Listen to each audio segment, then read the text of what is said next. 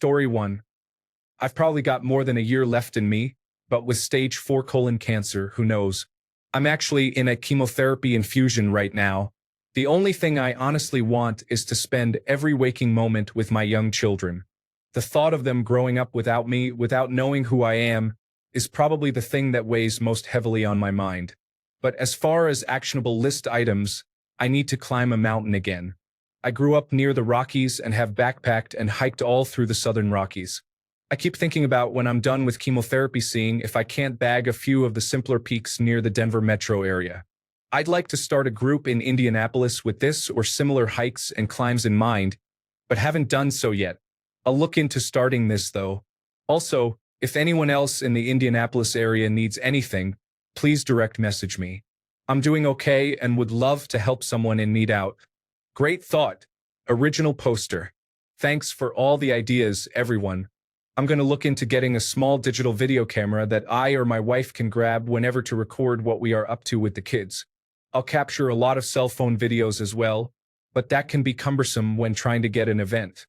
Thank you, kind stranger, for the gilding. You are much too kind, and I wish you all the best. Sorry it took so long to do it, but I've tried to reply back to everyone who responded. I will keep trying to do so if anyone wants to keep a conversation going. I will be attempting to get an Indianapolis hiking group together and maybe planning a Colorado trip for some indeterminate date in the future. You are all extremely kind and good people, and I wish a million billion blessings on each of you. Hi, I'm still around and get a few messages a month asking how I am. Basically, it looks like surgery is kind of out of the picture, so I'm back on the chemotherapy train. Down 7 infusions for this second go-around, and after 6, the response was quite significant. They changed up my regimen from the first time, and this stuff is working just as well. I'm still going to work, still hanging out with the family, still doing all I can to get ahead of the cancer and get rid of it. Thank you all for the kind words and messages. I edited out parts because they were basically saying the same thing as this, only at prior points in my treatment. Story 2. My neighbor, who is 94, called me last week and said she is terminal and has about 4 to 8 weeks to live. She is a super nice lady, and I have always enjoyed talking to her. She asked me to mow her front yard until she passes. I'm happy to help, as long as it's one less thing she has to worry about. Story 3. My dad is currently 1 year into 6 months to 2 years of a glioblastoma diagnosis. He has had a good life and didn't have much on his bucket list, but we are going to Key West this summer, so he can enter an Ernest Hemingway look-alike contest. Thanks for the gold. I will buy him a drink when we are there. Thanks for all the kind words and offers. We already have accommodations, and they have been to Key West at least a dozen times, so they have all their favorite spots mapped out already. I do plan on taking up Again I Go Unnoticed on his offer of a Coast Guard harbor cruise. I told my dad about it, and after explaining how Reddit works, he got a kick out of it. Story 4. A friend of mine recently lost both of his parents within a few years of each other. He was their primary caregiver. He has been struggling with his own health issues for quite some time and landed in the hospital this weekend. He has been given 30 days to live. He is not in a position to fulfill any bucket list items, but I think it would be a kind gesture to flood his final days with cards, flowers, or other sentiments. Thank you all so much for your generous hearts. The response to this is incredible and has gone farther than I could have imagined. I have attempted to message each of you to share the mailing information. If I have missed anyone, please take a second to message me for the details if you would like. The family does not know this is coming. My hope is that it will bring some smiles and a bit of peace during this tough time. One important note that a few have pointed out: because he is in the intensive care unit, the hospital will only accept Mylar balloons and cards at this time. I am hoping they will make an exception for anything else this wonderful community has already sent. Thanks for the prayers, kind words, and positive energy. Unfortunately, Ramon Ray Figueroa joined his parents today in heaven. I sincerely appreciate the outpouring of fellow community members putting pen to paper to try and make his last days a little bit easier. I have been in contact with the hospital to try and make sure all the beautiful cards, postcards, and other well wishes are collected throughout the weekend and next week for his family to see. I cannot thank you all enough for your generosity. There are definitely some good hearts out there among us all. Story 5. I have stage 4 brain cancer. I have confidence I will beat it, though. I had it 19 years ago when it was self-contained, so I have a good idea of what to expect. This time it is inoperable because it is skull-based, but chemotherapy begins next week. If I don't make it, I am content with that. I found out who I was and what I wanted out of this life 19 years ago. And no, unless your work is really important, it will never define you. I can say that I truly lived and can die at any time without regrets and full of inner peace and happiness. I can't tell you how important it is for all of us to take a step back, look at the big picture, and find out what is really important to us. After that, life becomes very clear, and the way to live it becomes even clearer. Story 6. I work at a company that sells snacks. If anyone would like some, just message me and I can put together something for you.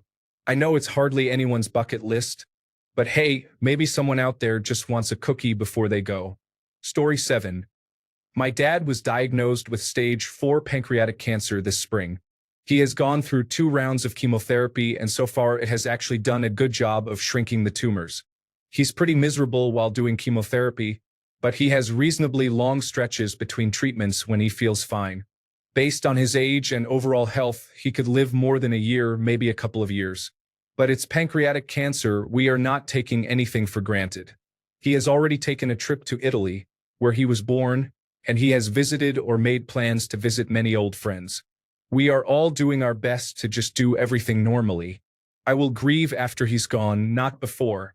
The one thing he really wanted that he never got was an old Volkswagen bus. He used to own one years ago but had to sell it for various reasons. Around 20 years ago, he bought a restorable one, basically a rusty shell.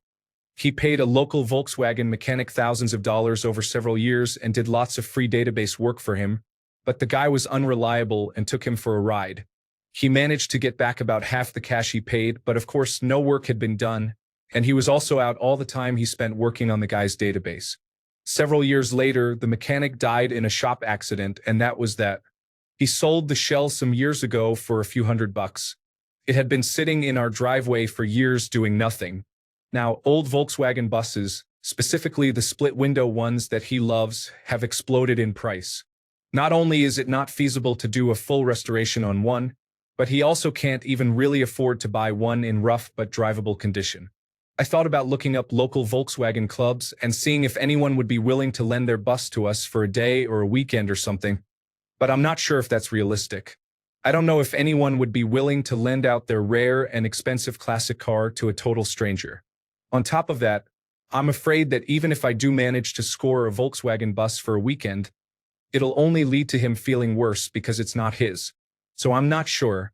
I think I just wanted to talk about this. I still think he would love to drive one before he dies. Before anyone goes too nuts, I still need to contact the Twin Cities Volkswagen Club and find out if they know anyone who would be willing to lend us a bus or ride along or something. They seem to have a good number of meets through the summer, so maybe we can find something. I've just not put a lot of effort into this yet because I wasn't sure if my dad would want to. But if I can get something arranged ahead of time, I think he would really enjoy it. Also, thanks for all the well wishes and support. Going to a Volkswagen Club meeting tomorrow evening to talk to some people and hopefully set something up. There were tons of other great suggestions and offers in response to this post that I am looking into as well. One thing is for sure, I will definitely get my dad behind the wheel of a Volkswagen bus, even if only for a little while. Story 8.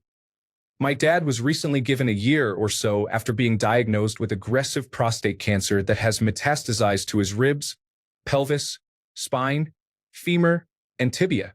He just turned 66 and retired last year, then received a terminal diagnosis. He's a big Final Fantasy XIV online player in his retirement. I don't even know what he'd have on his bucket list that's not family or Final Fantasy XIV related. He's pretty reserved and rarely opens up about his impending departure. Really, I just wanted to say that I appreciate this post and its purpose. You guys are good people. I accept the appreciation in honor of my dad. He's a good man despite being very flawed. Thank you, kind stranger. He's on the Marlboro server as Rogue Magic. Please don't mention this thread or his diagnosis. Story 9. I have a very rare autoimmune disease called dermatomyositis. It's very similar to lupus. I'm not terminally ill, but I'll probably have a shorter life than most. I'm not asking for anything, but if anyone who has or knows someone with a similar disease and wants to talk, please message me. Story 10. He does not need anything, but I wanted to tell you all that my dad has liver cancer and it has metastasized.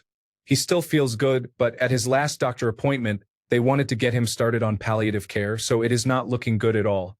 He wants to go fishing with his only grandson, but I only had him 3 weeks ago, so he is not going to be up for fishing this year. Story 11. Just to put it in people's minds, lots of people around the world constantly need blood. Whether it is leukemia, accidents, or blood disorders, there is a constant need for blood. It takes about an hour to give, and you get cookies and juice usually. Do it. Awesome to see all the interest. A lot of people have said they are unable to donate blood for one reason or another. There are other options out there. Sign up for organ donation, bone marrow donation, plasma or platelet donation, or even donating your blood for research purposes. If you can't donate, ask your local blood bank where you can. For pregnant women, ask about cord blood donation. Most of the time, umbilical cord blood is discarded when it is full of extremely life-saving stem cells. Story 12. I'm 27. Systemic, metastasized, inoperable cancer of uncertain origin. Maybe a year left, maybe a bit more depending on what treatments become available and work. Possibly less. The only thing I really want that I don't have is to be cryogenically frozen. But I don't really expect any help or possibility of that because it's prohibitively expensive, selfish, and somewhat insane. I'd also like to be a movie star or billionaire or incredibly famous or a Jedi Knight, if anyone could make any of those happen. I guess I did think of something somewhat realistic on my bucket list that you all could help me with. I'd really like to review movies like on YouTube, like Chris Stuckman, Half in the Bag, Jeremy Jahns, and Beyond the Trailer, etc. I always wanted to be in movies, make movies, and be on the stage, and I'm probably not going to get to realize that now. But I love talking about movies too, and I think maybe I could do that well.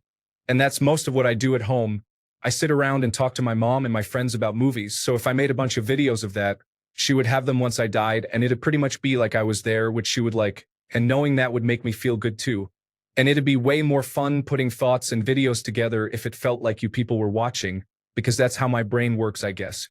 In short, I registered a YouTube channel for movie reviews, and if, well, you cool people who have liked this post did 2 more clicks and subscribed to the channel, and then I guess went and liked a few of my silly videos once I get it set up, if you want, even if it was just out of like pity or charity or whatever because it's dumb, well, that would be pretty amazing. And that doesn't seem like too much of a pain to ask you all. Does it? I mean, Reddit users are good at clicking and stuff. This is probably a silly way to set up a YouTube channel. Bad movie reviews. I know it's not set up yet. Story 13. If anyone here lives in Switzerland and wants some help, I will happily assist in person. Otherwise, I'll help in any other way I can. I had lots of luck in my life and wish to give something back in a more personal way than just donating money. Story 14. I got sick and kept brushing it off. I ended up having congestive heart failure that I had ignored because I just thought I kept catching the crud going around at work. I was given a 50% chance to make it a year because my heart function was so low. I've made it farther, so that's great. But when it was really uncertain, the only thing I wanted was to pay off my car and all the medical debt I was accumulating because I didn't want my family to have to deal with it. I was super close this year. I only had $5,000 left on my car and paid my medical expenses, leaving just a personal loan I had to take out when I missed a ton of work, and some lady hit me on the highway on my way home and totaled my car, so I've had to start over there. It's been a rough couple of years, but if anything, I've made it a lot longer than expected. I know people who had far fewer and less severe issues than me that didn't make it. Being completely honest, there's nothing on my bucket list that ranks higher than ensuring all my affairs are in order so my dad won't have to if something happens. Having my dad in the hospital room finding out about all my heart issues and the fact that they weren't expecting great results was probably one of the worst days of my life. I was only 26, and my dad and grandparents had a really hard time with it. Sorry, there isn't much anyone can really do. I didn't read the "What Can We Do?"